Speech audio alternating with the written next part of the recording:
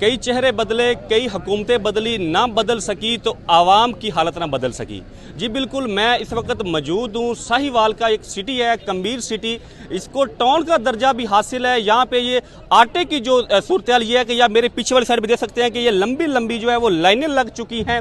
आवाम जो है सुबह 5-6 बजे से आकर लाइनों में खड़े हो जाते हैं। सारा दिन जलीलो ख्वार होने के बाद आधी आवाम को जो आटा है वो मिलता है, बाकी जो आवाम है वो परेशान होकर घरों को लौट जाती है। आवाम का कहना है कभी आटे का बहरान आ जाता है, तो कभी पेट्रोल का आ जाता है, तो कभी खाद का आ जाता है। तो मेरे साथ कुछ शहरी भी मौजूद हैं, उनसे सवाल जाने का। जी भाई बताइएगा कि आटे का जो बहरान है आप उससे कितना परेशान है?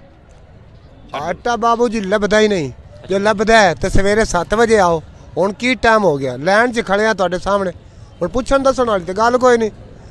ते आटा जो आउंदा तो लभदा नहीं, तो जो लभ गया तो फिर घर जांदे दिहाड़ी तो जाया हो गई।